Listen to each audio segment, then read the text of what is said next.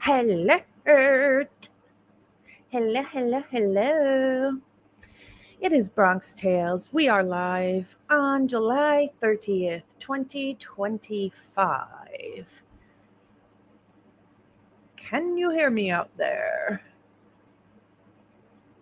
We'll give it a minute and let some people come in. Gonna do it a little bit differently today. We're gonna take a day off of the boring old documents. Hi guys, come on in. Welcome, welcome. Just a reminder, everything is our opinion and completely alleged. Everything we talk about is alleged. And I have homework for you guys today. Hey, G-Wiz, you are right on time. I'm just giving it a minute so people can come on in so we can have some conversation today. Hi, Angie. How was everybody's day today? It's super rainy here, but I like rainy days. It's like calming for me, relaxing. It's like a really super good nap day.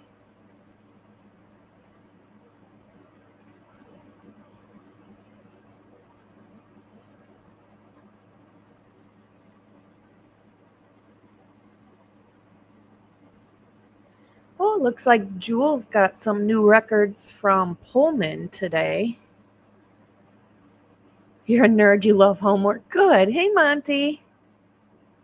Hello, hello. Hi, Bianca. Hello, hello.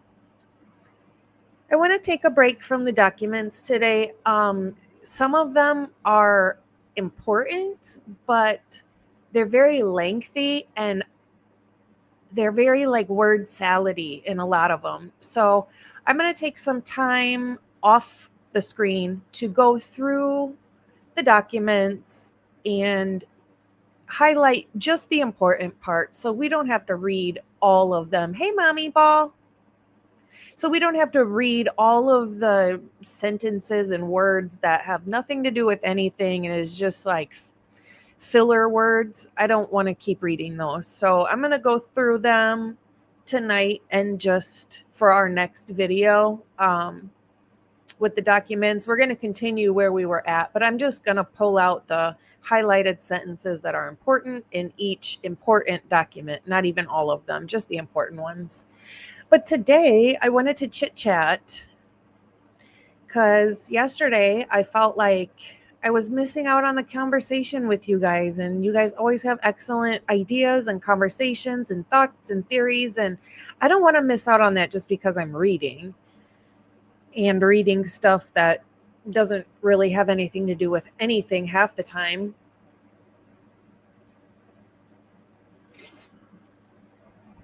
Hi, Death Valley Tiger. Oh, awesome. Thanks for being here. Thank you for being here. We've been just lately going through the documents, so it's been super boring lately, but we'll get to the good stuff soon enough. Soon enough. Oh, crap. Oh, good. I got my Kleenex. I don't know why every time I start talking to you guys, my nose starts running suddenly. Yeah, most of the docs don't even involve Brian, and we know that it's very bothersome to me when I come across the documents, which is a lot of them, and it's ridiculous how late they're written, and they're only written off of their body camera. They review their body camera and then they make a report on it.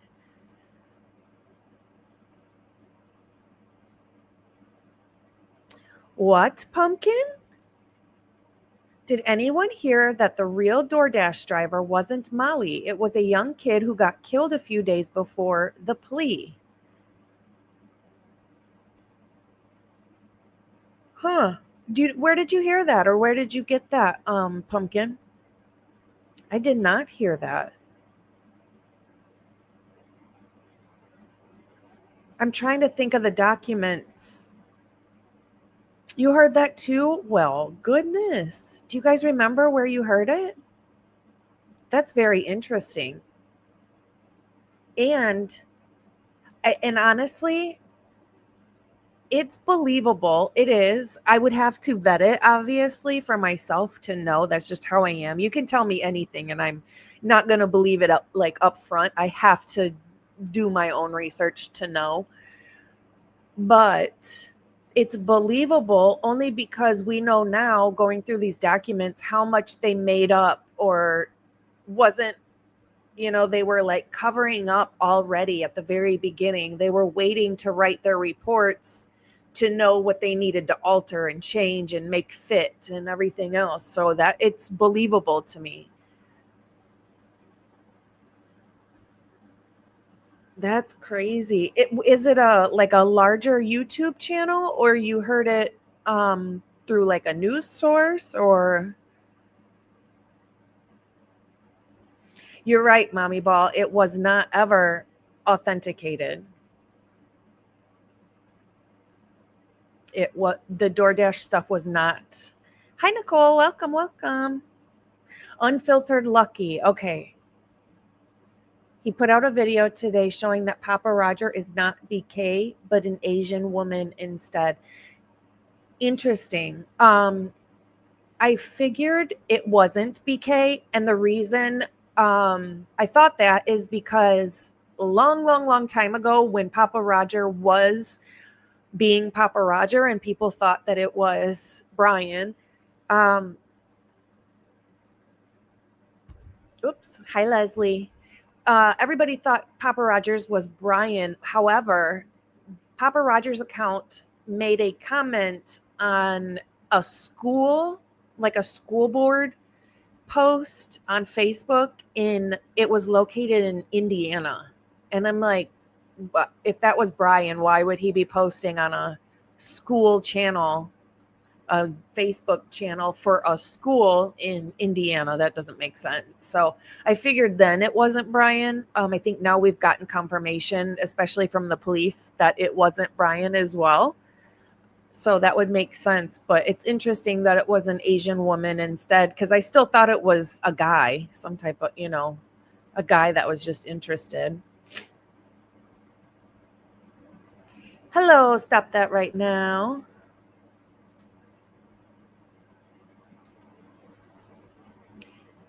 There we go. I couldn't figure out how to do that, and it was so easy. Okay. I do have a hi Vidrios. Yep. And I struggle with that. No footage of the food delivery. How? If Olivia has said they're on video, I saw them come home at such and such time, why would there not be video of the food delivery? There was so many cameras over there. There should be footage of the DoorDash. Yeah, very convenient, right? And there should be video of everybody coming home, and there should be video of even possibly who went into the home. Well, not even who, maybe not, it won't tell us who, but it would show us how many people went in the home. Yep, no footage of Murphy, the girls getting dropped off. You are completely right. All right, so there is some things I want to talk about, but I mostly just want to chit chat with you guys today about a crap ton of different things. I saw a question the other day when I was reading, and I didn't get a chance. My brain went elsewhere while I was reading, and I didn't get a chance to talk about it. So I do want to touch base on the green car today. I think some people are questioning the green car. Everybody, obviously up until today, had their own theories and was trying to figure out which car was what and what car belonged to who, and did it have a license plate? Was it the green Elantra? I firmly believe the green Elantra is the vehicle that the prosecutors listed in their document, where they showed the picture of it from a couple different angles. There is a spider on my leg.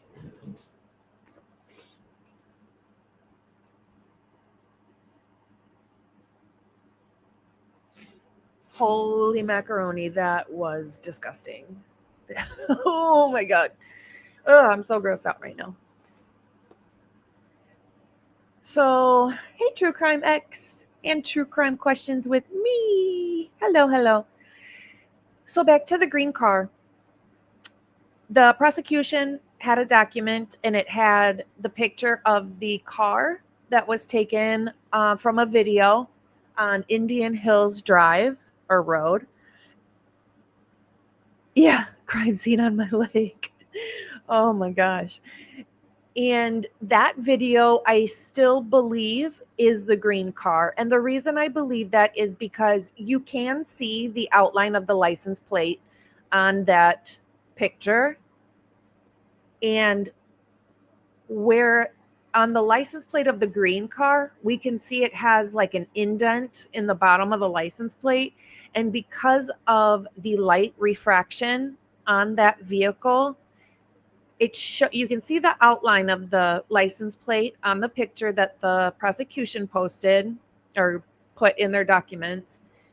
And if you look on the green car, where that little divot is in the license plate, you can actually see a dark spot even on their picture, even though it's black and white. You can see the dark spot on the license plate where it's bent in their picture. So I firmly believe that the picture of the vehicle they say is Brian Kohberger's on Indian Hills Drive is actually the green car. Now, the other vehicles, like the vehicle speeding away, I believe is the undercover cop car. So 2 different cars in 2 different videos or picture and video. I do think they have the green car on camera. And I do think they have their own undercover vehicle on camera as well, but 2 different vehicles at 2 different times. I mean, they want to act like there was only one vehicle in the area at that time that night, and we know that's just not true. So every vehicle in the area cannot possibly be Brian Kohberger's vehicle. That just is ridiculous. You know, they want to say it was so quiet. There was only Brian Kohberger's vehicle except for the DoorDash driver. And then we can see on camera, no, there's not. There's all these noises. We see how many cars driving around or passing by once or coming back again and passing by again. And the cop car was admittedly in the area at that time. We can hear it. We can see it. Hello, Christina. Welcome, welcome. So for them to say that there wasn't that much activity, that's a lie. We know there was. So not every car has to be Brian Kohberger's car. Like, goodness. They want it to be him so bad, but even they themselves know it doesn't fit. It just doesn't.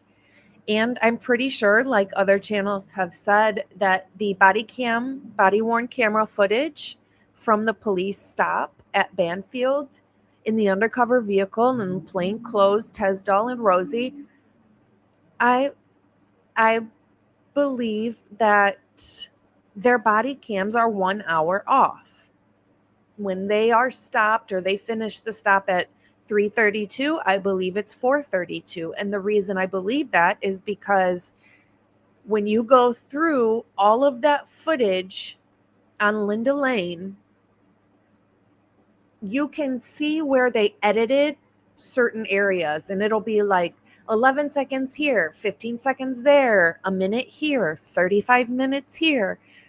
All of those missing gaps, those missing seconds or minutes of footage, they all correlate and align with something else going on, like the car honking, the undercover vehicle honking, and they don't want to have that in the vehicle or in the footage because then it shows that the time is different and the time was at 4 something instead of 3 something.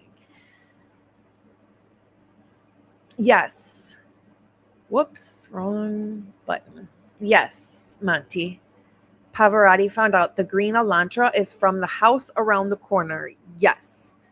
And we see that vehicle when they are demolishing the house. We see that the green Elantra drives around that area regularly because they freaking live around there. So it's not far off to say that any of those vehicles is the green Elantra.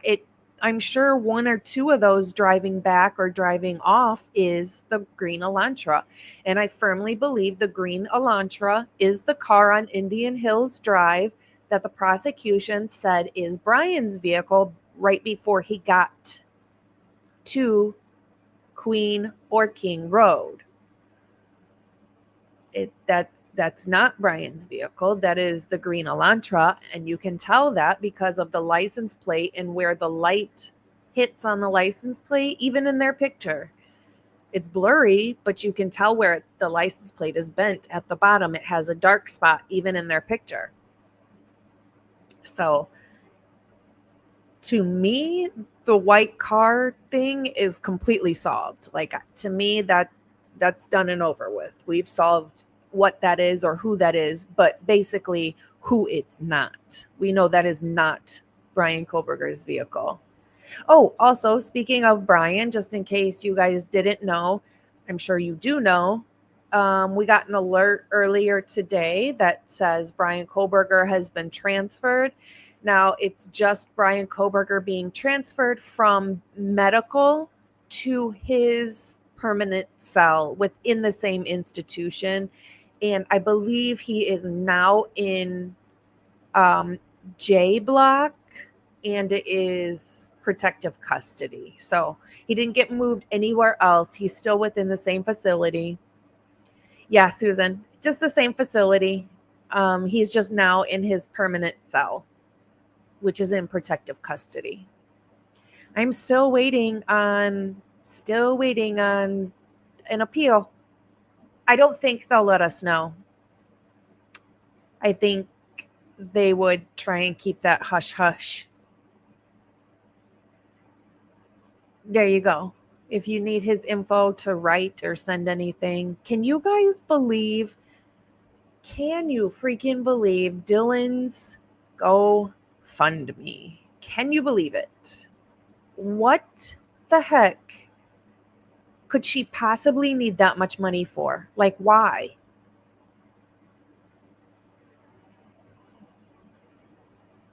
Yeah, I agree, Susan. I don't think they'll move him till the appeal time has expired. Yep, I agree.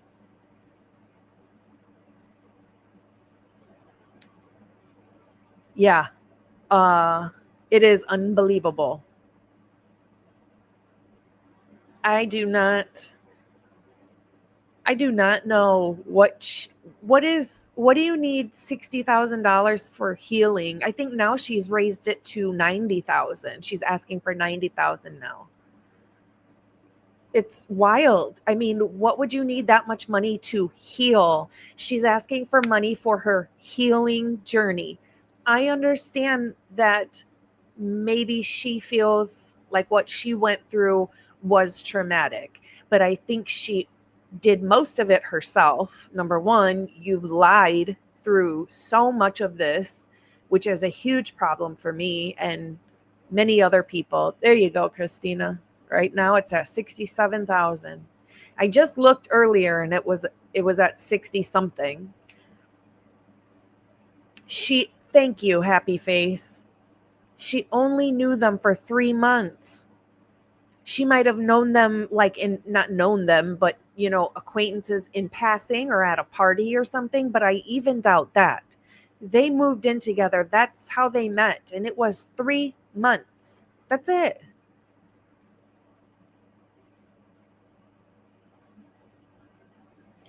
You know what I think, Christina? Christina says, if you ask me, I think she's trying to skip the country in case there are charges brought up on her, which is a good point. That's very, very good, outlook on what she might be doing. And that could absolutely be true.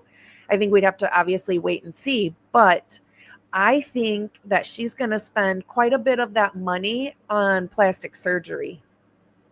I think she's going to get her lips done. She was already getting injections in her lips. I think she'll get them permanently done, and I think she'll get a few other things, which will be pretty expensive. I'm sure she'll buy a brand new vehicle or maybe a house. That is the problem. You are so right, Top. The problem is the idiots giving her money. Yes, yes, it is. Like, why are there so many people that can't see between the lines and don't even take the time to dig? It baffles me. It baffles me. I mean, even if you just currently at 70, holy. I hope at the very least she's going to share some of that with Bethany's healing. That is a lot of freaking money. For what? Yes, thank you, Bianca. That is True Crime X's channel. Excellent content.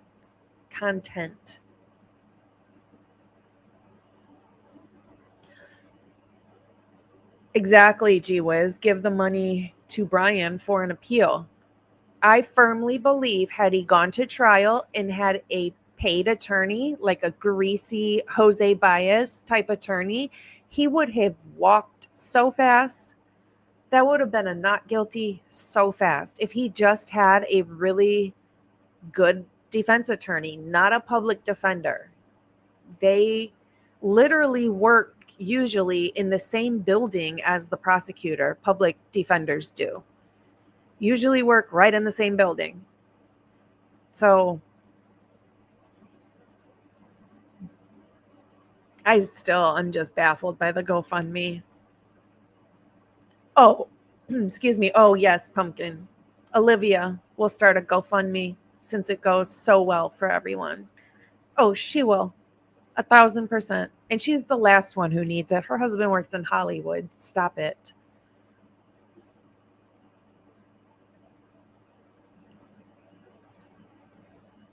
I just can't. I mean, what I don't understand for healing. I mean, I can find her a counselor that costs less than $70,000 if she needs to talk to somebody. Heck, she can tell me for free. I won't even charge her. She can send all that money back since it's just for her healing journey. Stop it. I mean, for someone to not call 911 for over 8 hours and then lie after lie after lie, and then trying to distance herself from the other survivor, Bethany. She's trying to distance herself from Bethany. I mean, you look super sus. What do you need to heal from? What do you need that much money to heal from?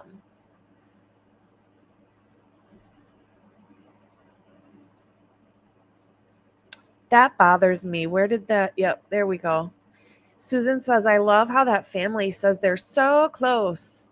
And yet they totally threw Sam to the side like she doesn't exist. Yep, I saw those videos of Sam too. And that's crappy. That's really crappy. I often wonder if I'm going to actually talk about something along those lines in a bit, Susan. Was Bethany a freshman too? I want to say yes.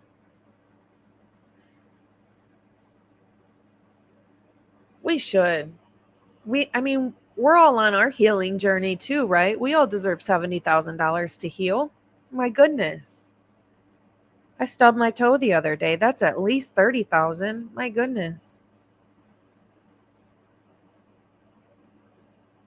I mean, I don't know. I often wonder, Bethany was a junior. Okay. I thought she was younger for some reason. I often wonder if Dylan had called 911 right when she saw the person in her house carrying a gun and she was frozen shock phase. Had she called 911 then, I'm very, very curious if any of them could have been saved. we know had she called 911, they would have gotten there within like 2 minutes, since they showed up within like 26 seconds of the phone call, the actual 911 phone call.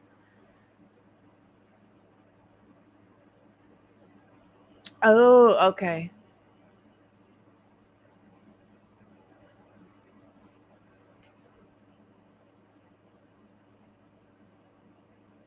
Yeah, I know that their wounds were really bad and hit tons of arteries and veins and organs, vital organs. But I do wonder if Dylan had called 911 right when she saw whoever in her house, and EMTs got there in 2 to 3 minutes. Oh, yeah, exactly. Or if one was taken to the ER. I just wonder, could they be saved? If one were taken to the ER, the perp would have had to go to the hospital to finish them off. Oh my goodness. I do too. I want to know who that new contact was she added right before 3 a.m. I do as well. And you make a good point, Vidrios. Leave no witnesses. All witnesses must be finished off. You make a good point, because we know one of the roommates moved right down the street immediately following the crime. So and they hadn't caught anybody yet. So wouldn't you think that the perpetrators might be coming back for you, since they saw you and they know that you were still alive in that house when they left? Why would you move like 2 or 3 houses down on the same street? Wouldn't you be worried they were coming back for you? Unless you knew who it was, or at least what they were there for. Yeah, I think they had to wait to call until all were gone. All were gone, and there was some sort of cleanup. Yep. Oh, I missed something that I want to see. Hey, Mark and Betty. Oh, wow. Angie says my apartment burned down in 2023 and I got zero fund money. She's just trying to benefit. I think that not only her, but the G family as a whole, everything they do is so they can be so popular, and all of the attention is on them. All of their decisions, all of their interviews, all of their statements are like planned and meticulously thought out. They do everything they can for all the attention to be on them, for them to get all the clicks and views, for like, that's what they're all about. That's their end game.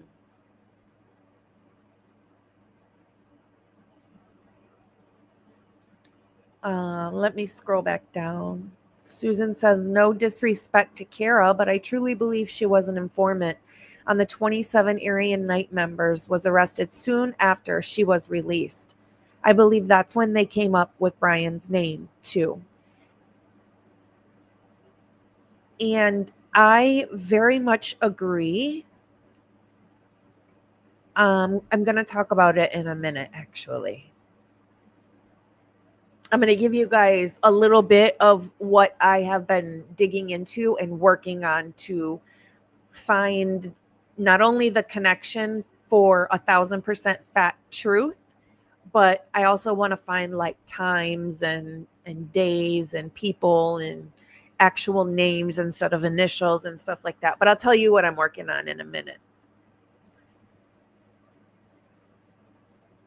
Bethany's impact statement was very me. I agree. And so was Dylan's. Do you guys know, and I'm sure you do, that Dylan's victim impact statement, she didn't once mention the victims.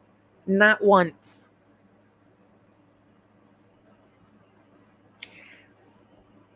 Pumpkin says, I'm sure it was a rug hit. It's just too awful. And I'm thinking that there was something involved with that as well. You know, Pav, a couple months ago, he was making those connections with some of these Aryan people. I believe a last name was Slocum and another last name was Cervantes. And there was another one. Can't think of it right now. But he made those connections, Pav did, thinking that them or their associates could definitely be the perps. We know it was more than one. We know it was at least two. We know that.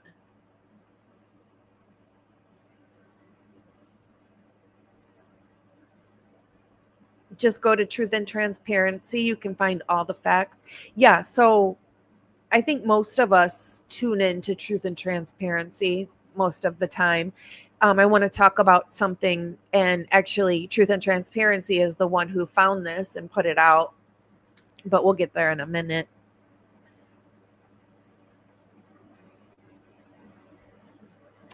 By the wounds, it seems Xana and Kaylee were the targets. I agree 1,000%.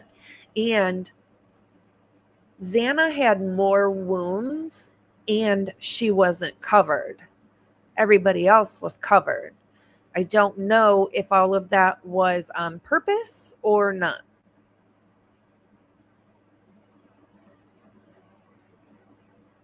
Oh, no. Oh, okay.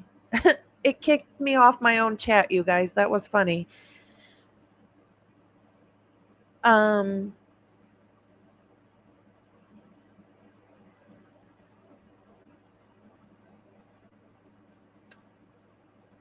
Yep, two in each room at the same time. I want to know.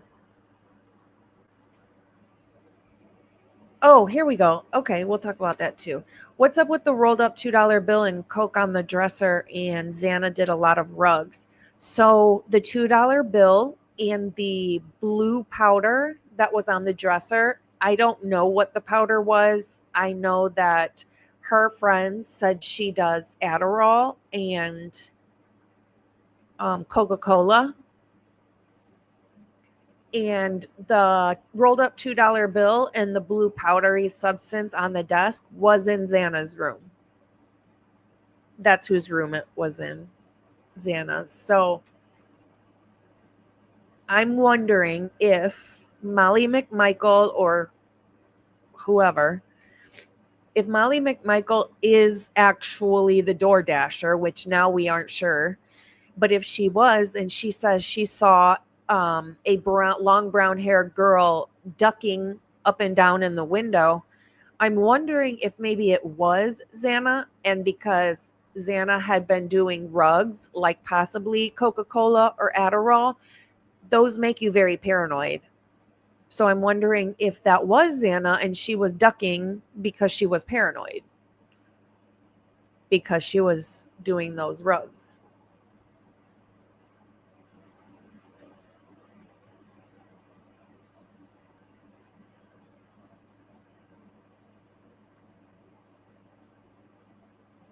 Huh, interesting. Very interesting. Or was that placed there by the perpetrators? And I think that's super possible. Super possible.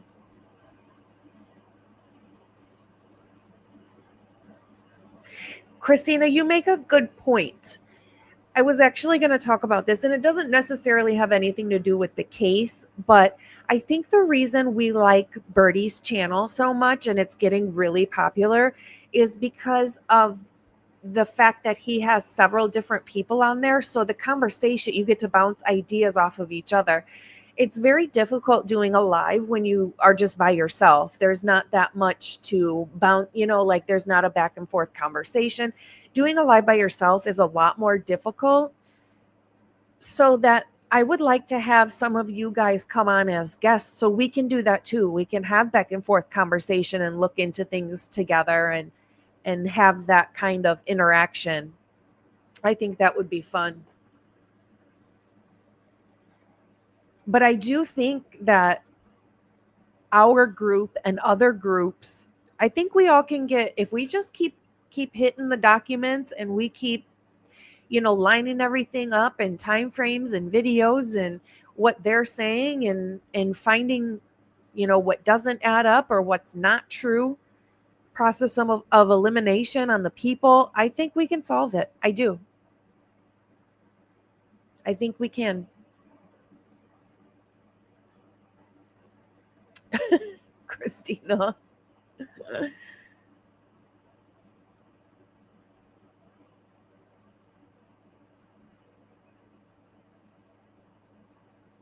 So yeah, okay. We talked about the green car already. I explained my opinion on that. The next thing I do want to touch on before I forget is I often reference the secondary transfer amount of DNA, and I don't even know if you guys know what I'm referencing or talking about when I mention that. If you tune into Lana, you would know Truth and Transparency. You would know what I'm referencing.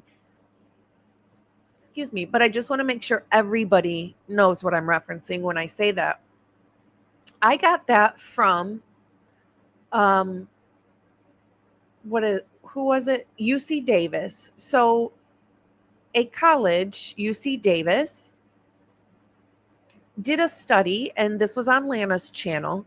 They did a study, and it was referencing this case, the Idaho 4, and they wanted to see if the amount of DNA, of Brian Kohberger's DNA that they found on the knife sheath, if it was a primary transfer, like he touched the knife sheath himself, or if the amount of DNA would show the same amount as a secondary transfer, such as he shook somebody's hand and then that person touched the knife sheath, how much of Brian Kohberger's DNA would be on the knife sheath from a secondary transfer. Now, UC Davis did this experiment basically, and at the very end, they took everything into consideration.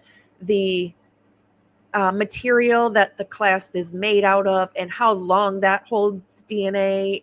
I mean, just everything. They took everything into consideration.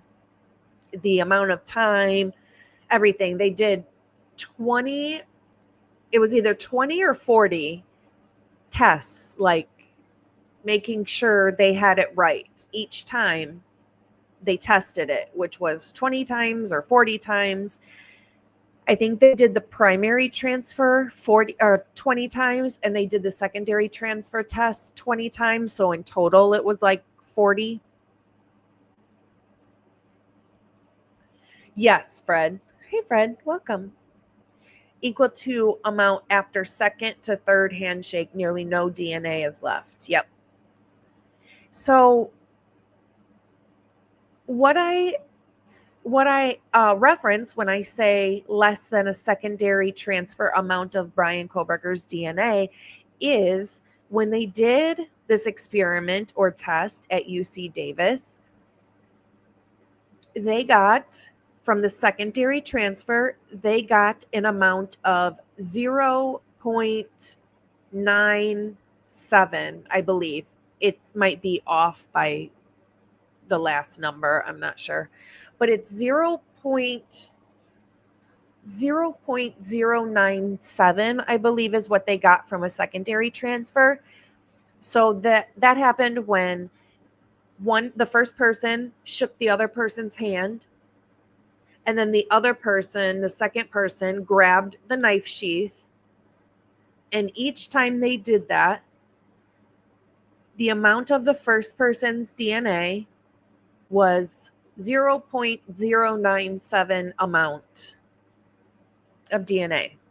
I don't know what they measure it in. I think it's like NRs or something like that. So Brian Kohberger's amount of DNA they found of Brian Kohberger's on the knife sheath was less than that amount. So UC Davis's experiment was 0.097, and the amount of DNA they found of Brian Kohberger's on the knife sheath clasp was 0.068 or something like that. I know it's 0.06 something. So it's off. It's way off. Brian Kohberger's, the amount of DNA they found of his was less than the amount you would get from a secondary transfer. Does that make any sense? I don't know how to explain that. Like, I'm terrible at explaining things.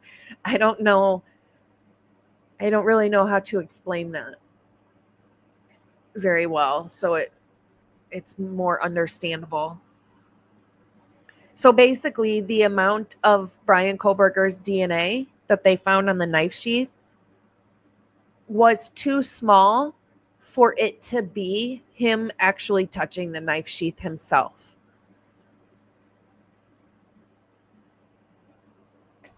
That leads me into, oh my gosh, that coffee is too sweet. So that brings me into a possible new theory, or kind of going off one of Pav's theories. And I'm still working on this. This is what I've been digging into. We know that the Aryan Knight rug ring was taken down. We also know, wasn't it so small the defense couldn't check the DNA? Yes and no. Yes and no. I think it was so small, but when they ended up getting it back from the prosecution or the lab, it came back twice the amount that they sent in. So they reverse engineered his DNA, and now they had a larger sample when it came back than when they first got it. I mean, they shouldn't be able to do that in a quadruple homicide case, in a death penalty case. They should not be able to do that. Yes, stop that right now. The amount of DNA of Brian Kohberger's that was found on the knife sheath is way less than him just touching something. He had to have shook somebody's hand and that person turned around and touched the knife sheath or something else like that. You know, he grabbed onto a door handle and the person behind him grabbed onto the door handle, got Brian Kohberger's DNA on his hand, and then later went and committed the crime. And that could be how Brian Kohberger's DNA got on the knife sheath, secondary transfer. So, okay, what I've been digging into, and a theory that I think could be completely possible, is we know from the neighbor that Brian Kohberger was sitting outside on his front stairs one day talking to a tan-skinned, tatted up guy who drove a Harley that day. Now, in all the things that were seized when the Aryan Knight rug ring was taken down, there was a motorcycle in there as well. Now, I'm wondering if one of these rug ring people or one of these Aryan Knight guys, which could be Slocum or Cervantes, just like Pav said, you know, he's the one who figured out their path that they took and thought they could be the people that committed this crime. What I've been working on is they seized a motorcycle. The guy Brian Kohberger was talking to on his front step while his neighbor walked up and saw these people. They saw Brian Kohberger talking to a man that is tan-skinned with tattoos and drove a Harley. Now, the neighbor said when they walk up, this tattooed guy that drives a Harley and Brian Kohberger completely stopped talking, and they didn't continue to talk until the neighbors were completely far, far away without, not being in earshot. My question is, was that person there to bring him rugs? And if so, could it have been Cervantes or Slocum or one of those guys? And did Brian Kohberger maybe hand him money or shook his hand when the deal was done? And that guy was one of the people who committed this crime. So after Brian Kohberger handed him money for the rugs, did that guy get Brian Kohberger's DNA on his hand from exchanging money or exchanging rugs or shaking each other's hand?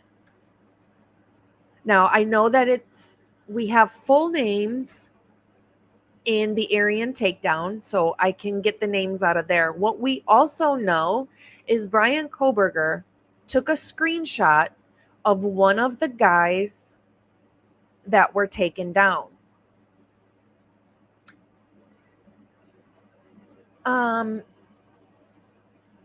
The Richard Kalinako or whatever Translucent said, this was the guy. Richard is the guy who went down to North Carolina or South Carolina and claimed to have committed the crime. That's who Translucent was talking about. So we know Brian Kohberger took a screenshot of a guy that had been arrested in the Aryan takedown. I'm wondering if that is the same person that was at his house doing whatever they were doing, whether it was rugs or anything else. I mean, hey, Brian, can you come clean this up? Was he working with them? They knew each other somehow.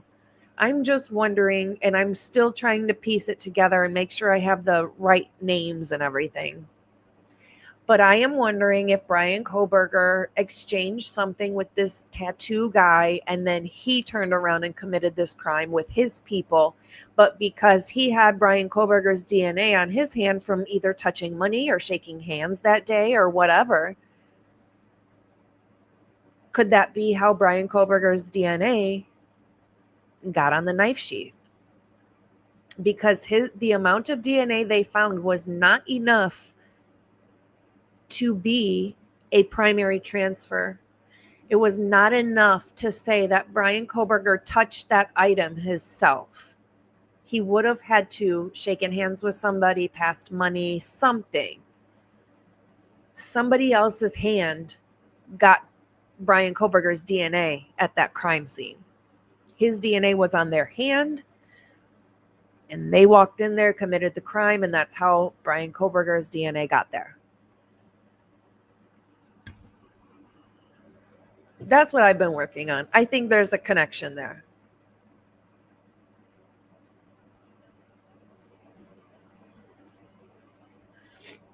Fred says, yeah, but Brian never produced his knife and sheath purchased on Amazon. But do we know that for sure?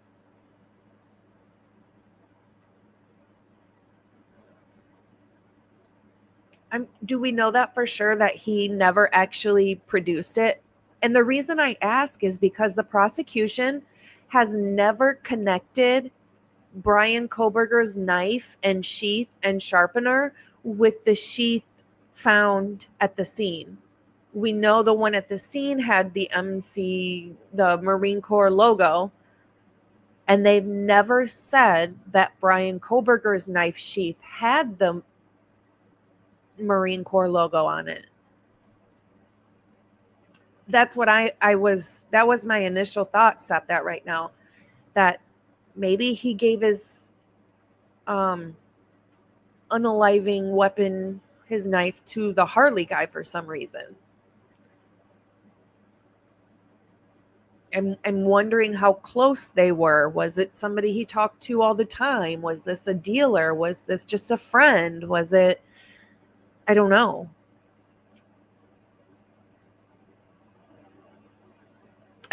The screenshot Brian Kohberger took of the man that was arrested, it says his initials.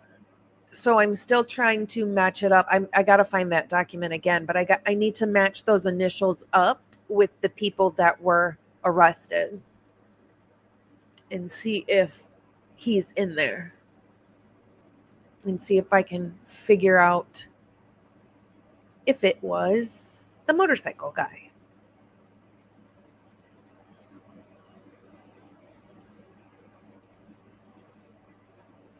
Yeah, true. Lots we don't know yet, but still, it's more likely his knife was stolen during some drug associate. That's possible. I mean, he could have lost it while hiking. I mean, anything can happen. And once again, he could have completely done this. He absolutely could have done this some way, somehow.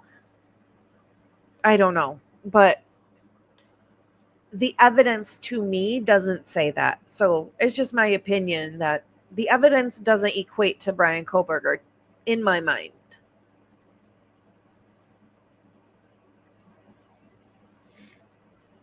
Susan said his DNA wasn't his until the FBI got it and doubled the size and didn't have any chain of command or custody on it. Then it became just a tip and not his DNA. Wasn't Brian Kohberger's DNA excluded at first? The first time they ran it, it didn't match, correct? Or am I making that up? I thought the first time they checked his DNA, it didn't match anything, or it was inconclusive. And then suddenly it matches 100%. Like what?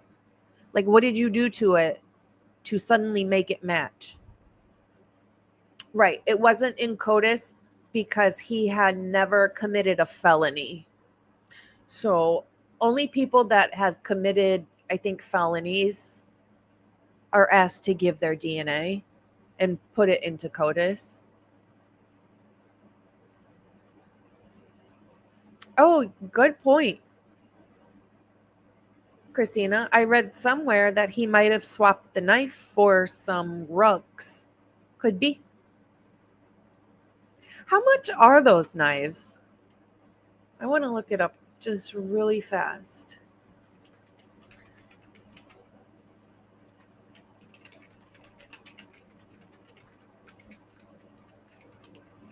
Oh.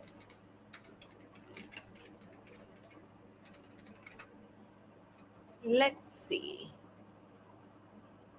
Oh, wow. They're expensive. They're anywhere a 7-inch fixed blade K-bar USMC straight edge K-bar knife just by itself is over $100.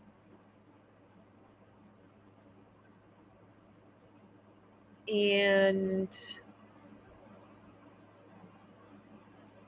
K-bar Hunter Skinner knife, which is a 4-inch blade with the sheath, is over $200. So yeah, it could be worth some money to trade for rugs.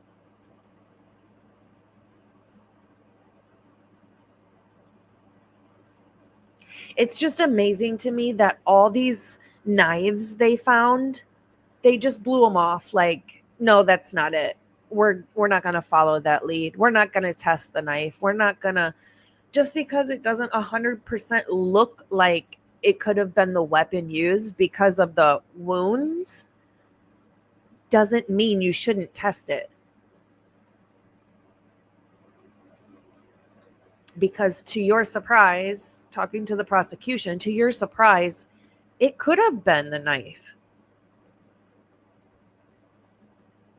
I mean, I think wounds might look different if you're in the middle of fighting somebody and everybody's moving around. It's not like that person is completely stationary. Ethan might have been, but I still don't think he was, because if he was found laying on his back, How did somebody carve the backs of his legs? He would have had to be not on his back at some point. And I think that's why his legs were off, hanging off the bed, because he got up and then his legs were carved at some point. And then I think he like fell back onto the bed, and that's when his throat was gotten. Oh no, a K-bar didn't do that to Kaylee's face. No, it absolutely didn't. It did not. I honestly think it was the butt of a gun, and I think it was a long gun, like an AK or some sort of shotgun or rifle or something like that. And if you remember, the guns that were seized in the Aryan Knight rug ring takedown, they had tons of those kind of guns. They had like one revolver, they had two 22 calibers, and the rest of them were large, long guns. And that matches with what Dylan said she saw. She saw a triangle shaped gun next to one of the perpetrator's waist.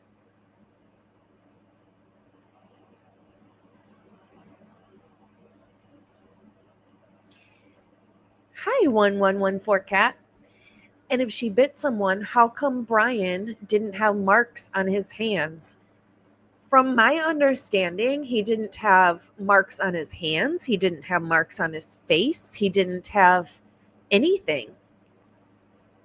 I know that somebody at his work was trying to say that he did have marks on his hands and he did have marks on his face, but that can't be true because we saw a picture of him, a selfie, the very next morning. And at least on one hand, he didn't have any marks at all, and there were definitely no marks on his face. So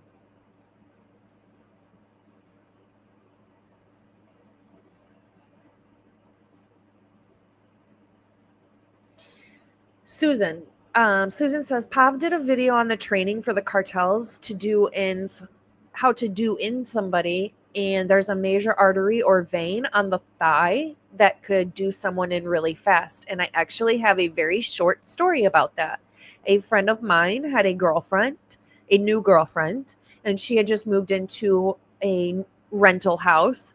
There was an old window air conditioning. She had been drinking, and it was upstairs. She was trying to get it out by herself while she was drinking. She was trying to kick out the air conditioner, trying to kick it out the second floor window. And in doing that, she got it out, excuse me, but it broke the window. And when the window broke, a piece of glass fell down and hit her thigh, and she bled out and died in the time that it took her to go from upstairs to out, down the stairs, out the front door, and into the front yard. And she fell flat on her face right there and passed away. That's how fast she was going to the neighbor's house to try and get help, I'm assuming. But she made it down the stairs and out the front door and directly into her front yard. And that is where she passed so fast from hitting that vein in her leg. So yeah, it's very, very fast. I could understand why somebody might be trained. I've been through the ringer, man. I'm telling you. I've got a story about everything, unfortunately. Yeah, crazy. It happened so, so fast.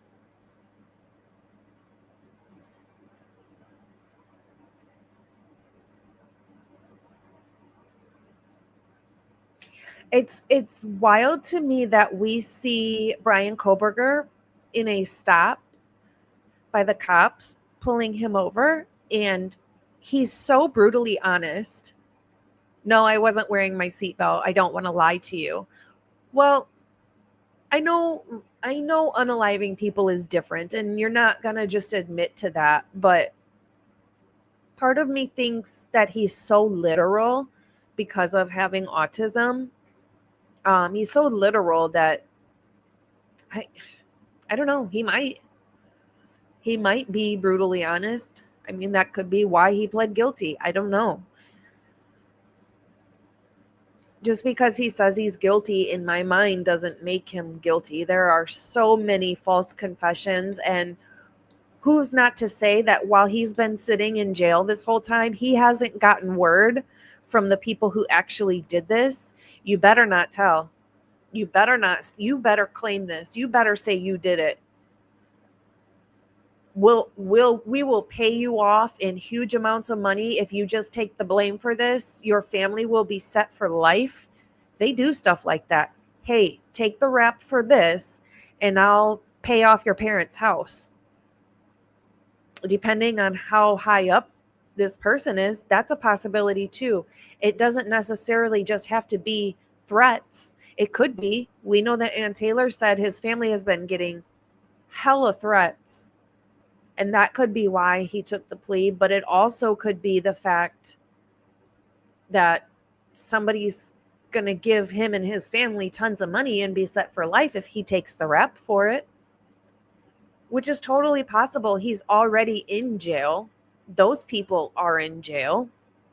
I mean, getting a message to him isn't going to be difficult for somebody who's already in jail or has a friend in jail.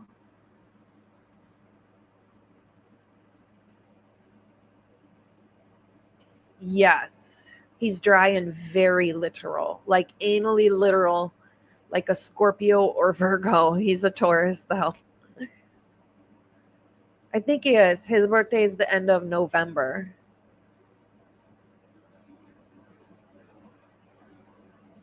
Aw. Yeah, actually, I heard she was having heart problems, which I'm assuming would be from all the stress and everything surrounding this. That would make sense. I just feel bad. He is so nice. He is so nice. He let Dylan live to testify against him. He tried so hard to let somebody live and be so nice, but unfortunately, she couldn't match him.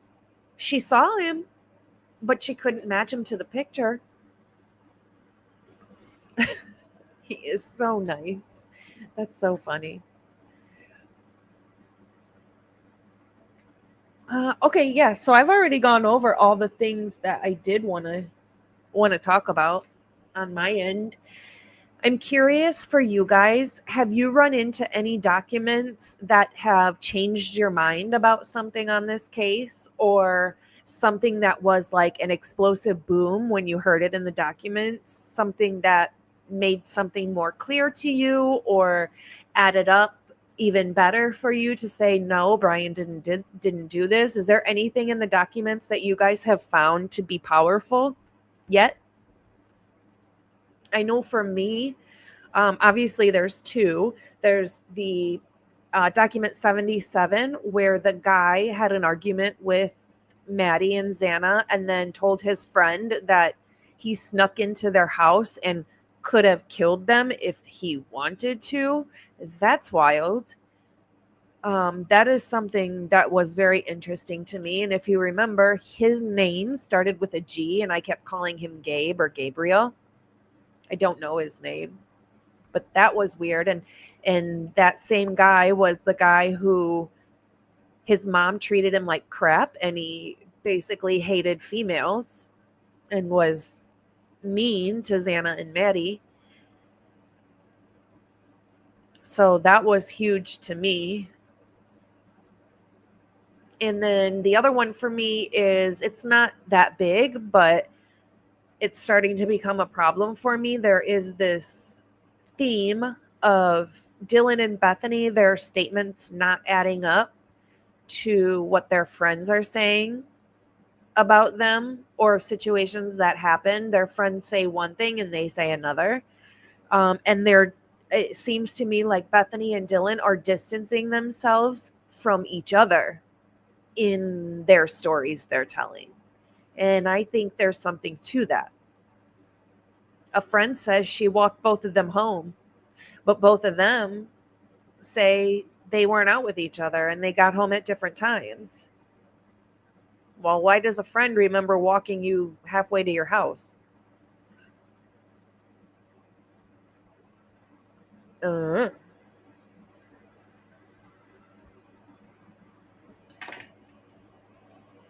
oh, there we go. Like, yeah. Everybody made a big deal about changing his plates after this, but he had just had a birthday. I bet his tags were about to expire. And it actually, I think it states that in the documents, his he did change his plates within 2 weeks of this happening. And that was on, I believe, November 29th. He changed his plates, and his plates were due to expire the end of November. He had to. He had to renew his plates. And because now he lived in Washington, he had to get Washington plates because that's where he lives. That's his residence now. So yeah, there's a lot of things like that that people made a big deal about, but there was a reason for it. Like cleaning his car out in Pennsylvania. He just took a how long road trip with his father. Most people do clean their cars out after road trips, number one. Number two, a person who unalived four people is not going to wait 6 to 8 weeks to clean out their vehicle, number one. Number two, he's not going to drive his vehicle around without cleaning it out if he did do this, because we see now how many damn times he gets pulled over by the police. He's gotten pulled over so many times in that like 6 month period.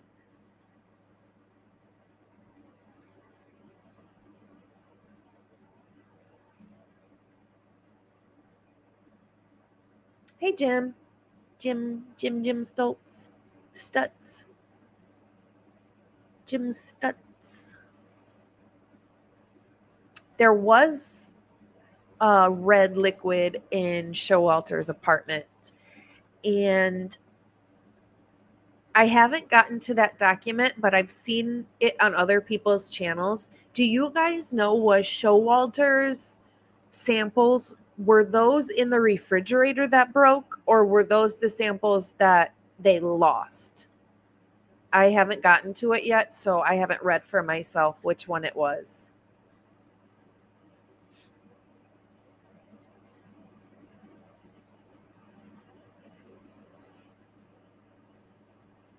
Really, Monty? Every time you say something about E. Bailey, which is Jesse Bailey's sister, and Demetrius, which are the rug people that got arrested,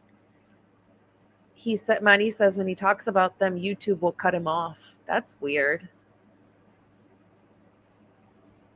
Fred says pro rug hit included student mules. Ambush at arrival a must. Phones taken.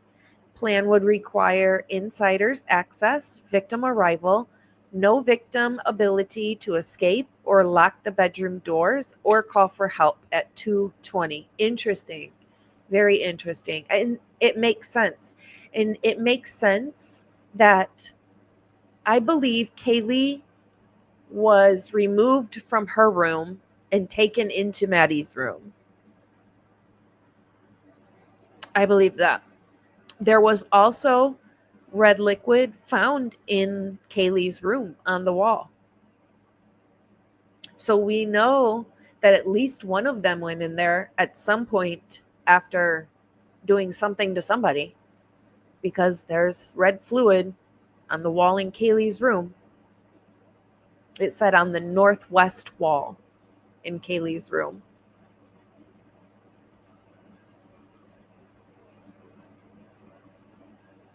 Oh, yes. I think Murphy was sedated. I think you are absolutely right. He had to have been. He had to have been.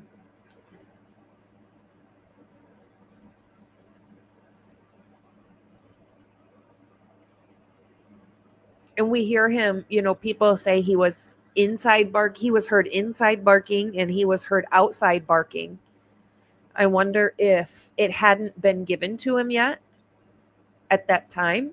When somebody let him in, that's when they gave it to him so he wouldn't jump on them or come in contact with it and trace, what's the word I'm looking for? Track it. Jesus. And he wouldn't track the red fluid all over the house. He could have been given something for sedation when the perps entered the house, but it takes 20-30 minutes for it to kick in. I mean, Benadryl will knock a dog out.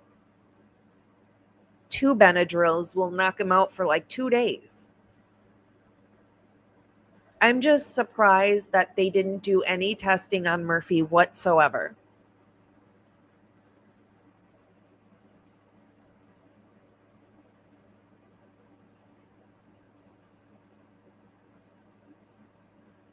Yeah, good point. Why would Dylan be so scared if she didn't see or know anything? If she wasn't sure, she thought she might have been dreaming. What are you so scared for then? Why is Dylan peeking out of her door at the first noise she hears? If she thought it was Kaylee playing with her dog, why the hell is she peeking out of her bedroom door? Why? If you think it's just your roommate playing with their dog, why are you peeking out of the door like you're scared of something? That doesn't make sense. Yeah, Xana did seem to fight like, oh my gosh. I just wish if that was her that ran up the stairs and then ran, was chased back down like they say it was, why did she not just run out the open back door and run away? I wonder if maybe she thought Ethan would help her, not realizing how knocked out he was.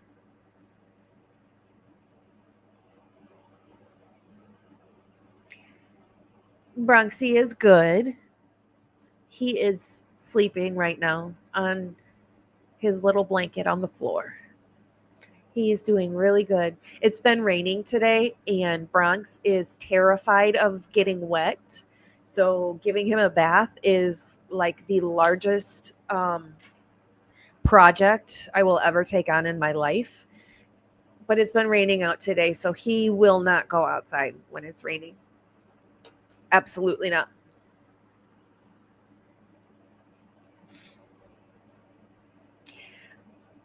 I think that's interesting too, that someone rugged Ethan. They did toxicologies, right? They just told the public that it didn't have anything to do with the case. So why release it? Well, it has a lot to do with the case.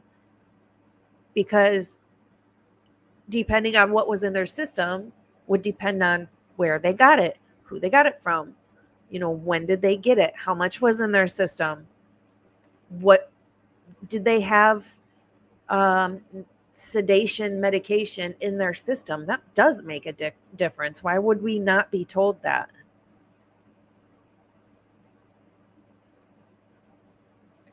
Wait, who got thrown out on the lawn? I do need a Bronx EV cam. That's a good idea. That's a really good idea. I should get one.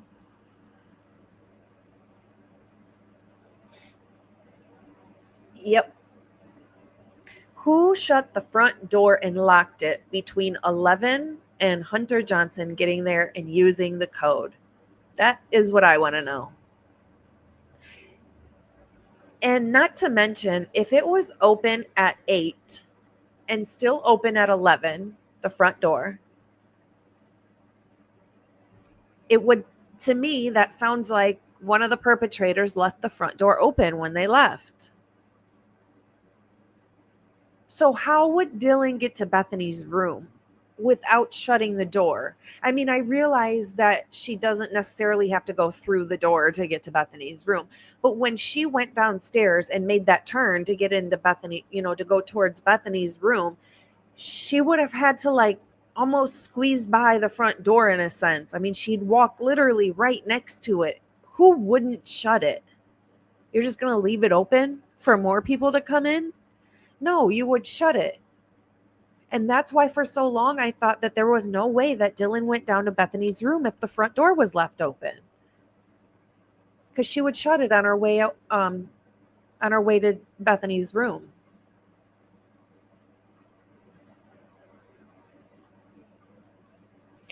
I agree, Devil Woman.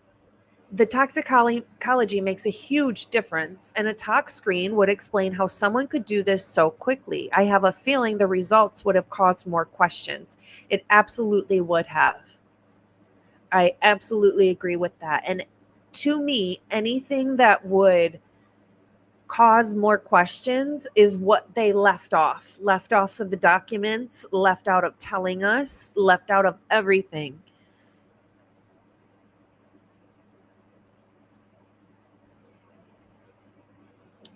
Susan says, I never heard the front door was locked. Heard the lie that Xana's door was stuck shut. That's why they called for Hunter.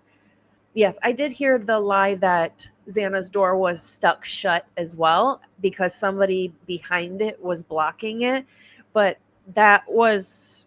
it came out that that was not true, that the door was ajar a little bit. And I don't know what a little bit is. I wish they would explain themselves and stop writing these asinine reports that don't have any detail in it. And when they talk to people, they don't get any actual details from them. They don't ask any questions. Like, they're so incompetent.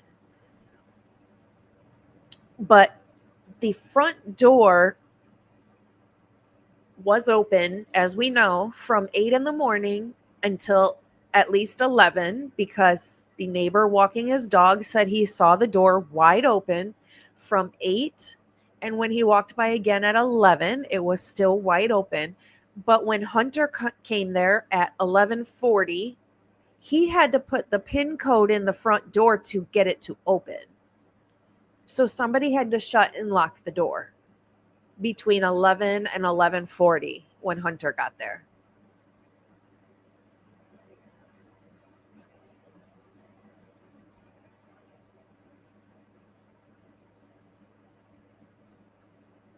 Christy said that. Christy G said that Hunter was called because the door was stuck shut. Wow. So much misinformation has come from the G family, and I think that's just horrific. I think that's horrible. They, of all people, should have known the truth and what happened, no matter what it was. They should be the ones to know. And I don't think anybody told them these lies. I think they did this themselves. I think they figured out their own lies and started repeating them. DM said the killer went out the back door, but there's no stairs that connect to the back deck and the ground. Did he jump? A real life ninja? Wait, he went out the back slider, right? Or did he go out the back upstairs? He went out the back slider, right?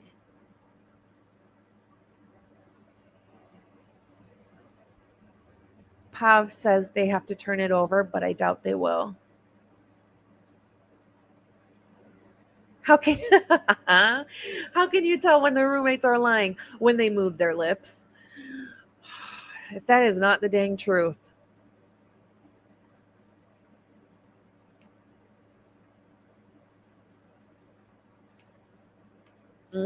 Interesting. I asked that question. I want to say in my very first live ever, I think I asked this question. Do you remember the dot chick? Was she debunked? I asked that too, and a couple people said they thought that she was debunked, that it was fake. But I don't know the outcome of Dot. Dot was the one, if you guys remember, Dot was the one that said she saw Dylan and Bethany, another female, and a African American male on the back patio smoking at like 8 in the morning.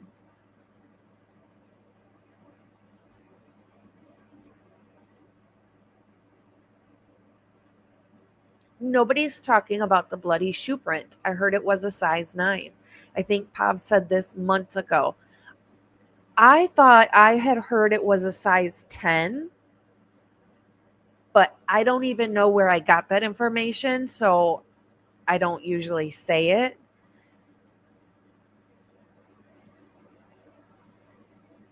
Yep. And they had to use luminol to find it. I don't know why I did quotes on luminol. We know they had to use luminol. Oh, man. They had to use luminol to find the bloody footprint that was made from a Vans shoe. And you know what's interesting? This just popped into my head. Well, I'll finish my thought. They had to use luminol to find the Vans shoe print, and they didn't find it until the second go around of processing the scene. Now, if the shoe print is a size 9, that could make sense. And it could make sense that it was Dylan's shoe print, because we know she is quite a bit bigger than, like, taller and stuff from the other girls. So she could also have a big foot. And the footprints outside were a 13. My thing is, if that was Dylan's footprint, why does she have shoes on if she's been laying in bed? Because she was cleaning up.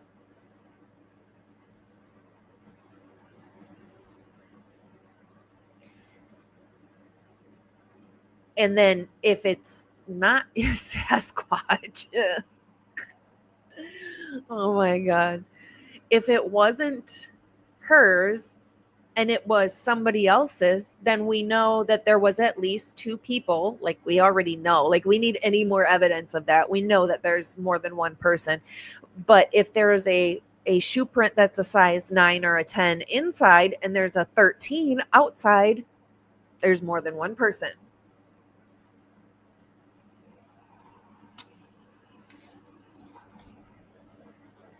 Yes, there are pics of her wearing Vans, and it is in the documents of items they removed from the house. Pair of Vans shoes. And it was not of any of the victims. It was one of the 2 survivors, and I'm pretty sure it was Dylan's.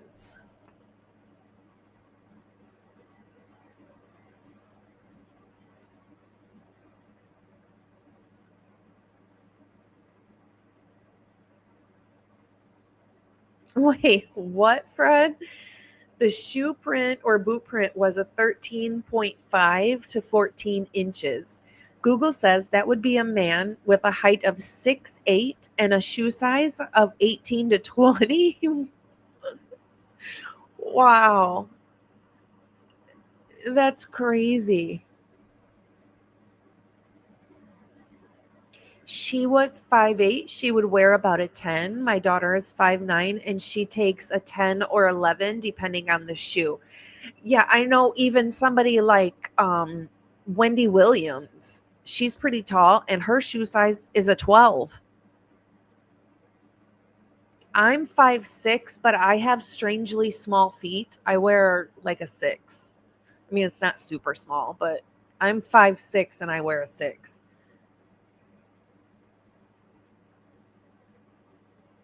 Um, my neighbor growing up was 5'7" or 5'8". I think she was 5'7", and she wore a 10, a 9 or a 10.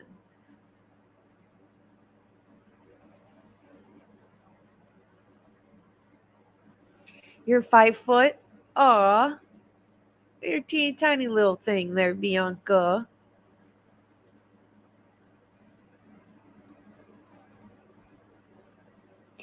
Um, Hello, Ampless Park. I didn't think it snowed that night. Probably Ellie's own footprints, like the Linda Lane car driving around, literally chasing themselves around, literally.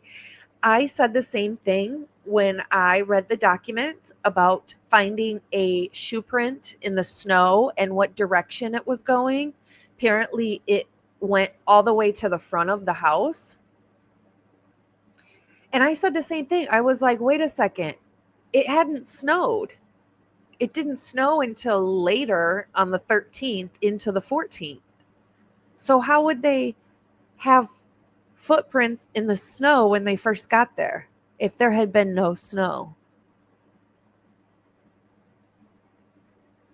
Another thing that the mighty midget, that's so cute. Oh, that's the homework I have for you guys. I want us to come up with ideas on what to call our group.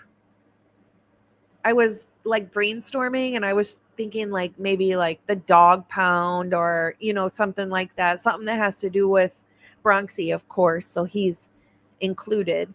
But that's my homework for you guys. See if we can think of a name for our group. Um, Dang, now I lost what I was gonna say. What was I gonna say?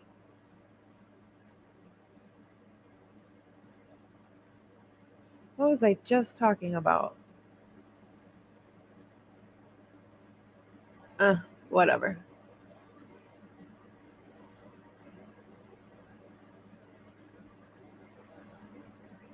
I don't know. Did they ever recover the K bar DM was holding in the picture? Did they even ask about it? Not that I know of. Not that I know of. I well because we know they didn't recover it because there wasn't another K bar that was in evidence from this case. There was a large knife that was in evidence from a previous case. But if law enforcement is lying in their paperwork, especially by saying there were footprints in the snow when it hadn't snowed yet, what else are they lying about? I mean, we know that they're lying. We know that they're writing these reports like 3 months later and trying to go off body cam, but that doesn't give you all the information that you need. And we also know that when they started writing their reports, they were already accounting for putting out information to cover this up. And that's why they were writing reports like 3 months later, is because they needed to gather all the information and write a report that reflected all the things they needed to cover up. So they would leave out all the things they needed to cover up and then write their report accordingly. And that's why I believe that they waited 3 months to start writing their reports. They needed to come up with a plan, find a patsy, cover it up. They have to know that that's their own cop car that's driving around. They have to know that. And the reason they have to know is because when the videos were put out, they were put out with sections of time missing. And a lot of those sections of time that are missing have to do with their own undercover cop car. Yep. Like all the footage from 1112, 1119. The FBI told them what the plan was. I firmly believe that. I really do.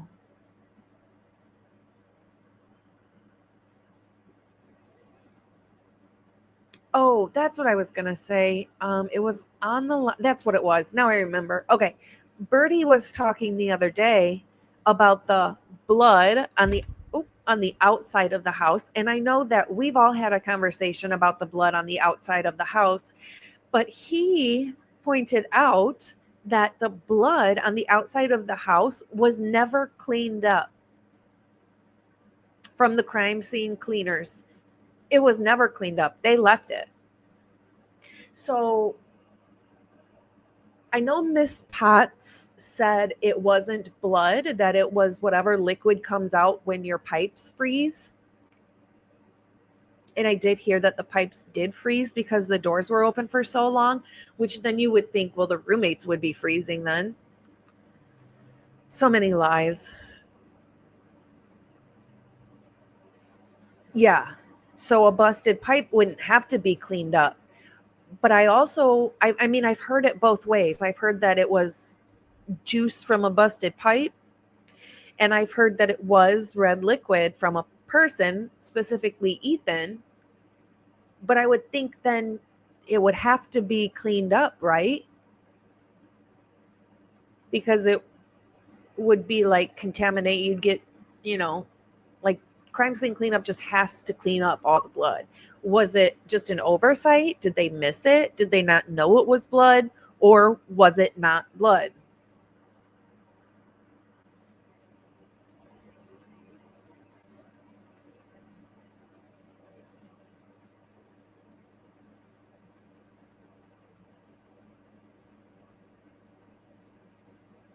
Yeah, it was freezing that night, but they were wearing sweatshirts and crop tops.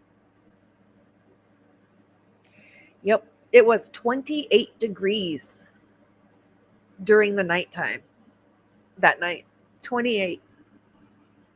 I mean, it literally snowed that day and the next day.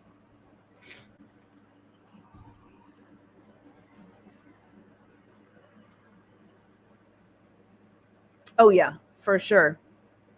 In cold weather like that, you need to leave at least a faucet dripping so the pipes wouldn't freeze. I lived out in the country, like super duper country, um, and that's what I had to do. Leave a faucet dripping so they wouldn't freeze in the winter.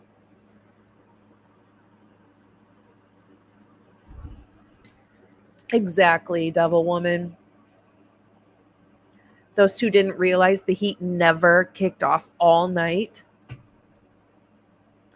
There's too many lies with those two, and then they're now trying to distance themselves from one another as well, and that is saying a lot to me. And I'm digging into that. See ya, Christina. Have a good nap. Thank you for being here. Always.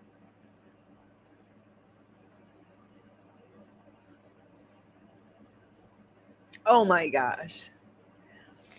Flip flops and shorts in the one hearing it was 40 degrees outside. No freaking way. Not me. Yeah. The doors had to be open to reduce odor adequate to make the story work. Unconscious people don't smell like death warned. Yep. I agree. I absolutely agree with that.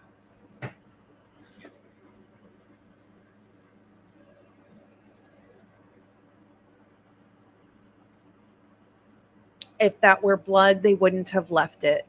They were doing some MK Ultra crap on the public with that. I don't know if you were here when I said my theory on that. And it was basically that they put that there to make it look like it was red fluid. However, it was just the visual. It was to give the public a visual of death because we never saw anybody bring a body out. We never saw even the tent that they put up to block the view from the general public because cameras and news stations were already there by the time the bodies needed to come out. So we would have seen those blinders that the police put up. They're usually black, or even a tarp or something that would make it so you couldn't see the bodies come out. So because we never saw that, we never saw the tarps, we never saw bodies come out or anything, I firmly believe that they put that fluid there to make it look like people had been unalived horrifically inside. And that was our visual we got since we didn't get anything else. No bodies coming out or anything. No blinders, nothing.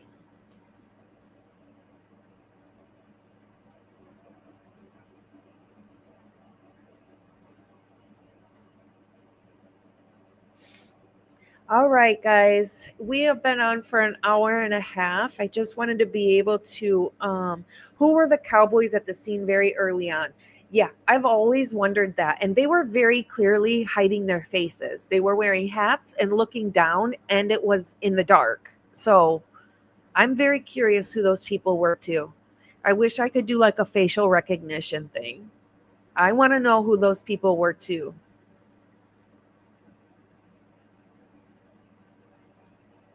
Oh, really? I wonder if that's when was that the same day? Was that when the bodies were coming out? I didn't see that part. If it was on the 13th, I didn't see it.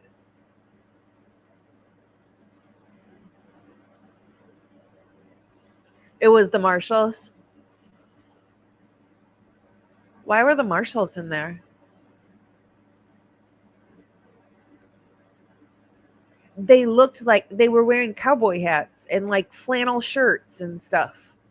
They had cowboy hats on and everything.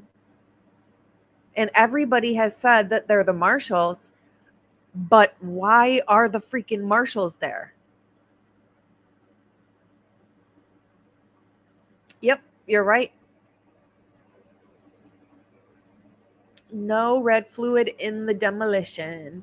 And you know what? I zoomed in and I looked for so long, like zoomed in as far as I could, piece by piece by pixel by pixel by pixel, and I didn't see one speck. And you cannot tell me that it didn't seep into floorboards and into padding down on, under the floor. They can't clean that. Nothing. I mean, it would be in places that you can't clean. It's liquid, it's going to seep through stuff. I don't think it's going to seep all the way out of the house into the foundation, but it's going to seep definitely into at least padding under the floorboards. I don't know. Do marshals? I thought they were two separate groups of people that work on two separate different things.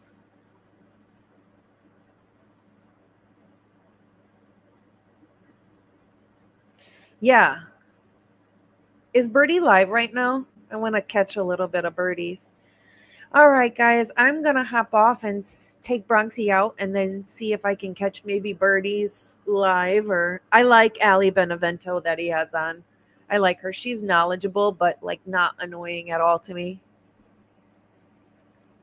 Um, okay, so I am going to jump off for tonight. And would it stay red after cold air hit or turn brown? Yeah, I don't know. And they put the house on the market. Yep. On the road, it stands across. Wow. 6 states. Oh, I believe it. The indictment for that rug ring was long. So many names, so much stuff. Oh man.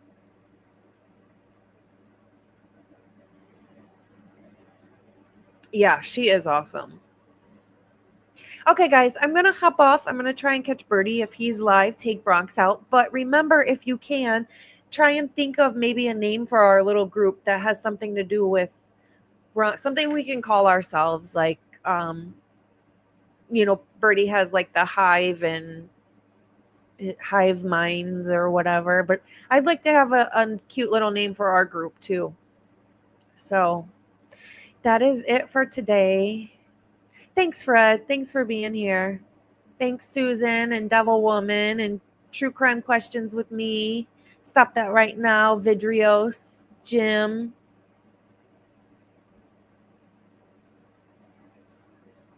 Susan, 1114 Cat,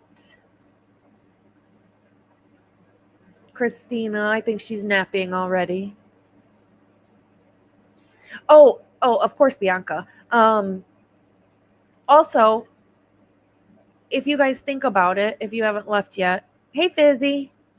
Nicole, is it okay? How do you pronounce your name? Is it Rhiannon? That's really pretty if it is. I will, Susan. I'll give Bronxy a big hug. If you guys think about it too, think of, like I said yesterday, I'd like to do something, whether it's once a week or a big thing at the end of the month. I'd like to do something for you guys to give back. I was thinking maybe like get a couple lottery tickets, and whoever's name I draw out of the hat gets the winnings, or, something like that. I'd like to do something like that. So not a super big deal, but I want to all think of something that everybody would like that we can do to give back. So, okay, other than that, I'm hopping off. Have a wonderful evening, you guys. Please sleep good. Yes, dogs do run in packs.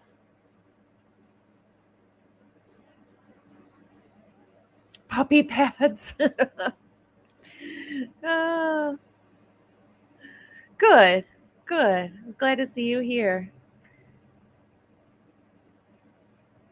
The pack. We're the pack.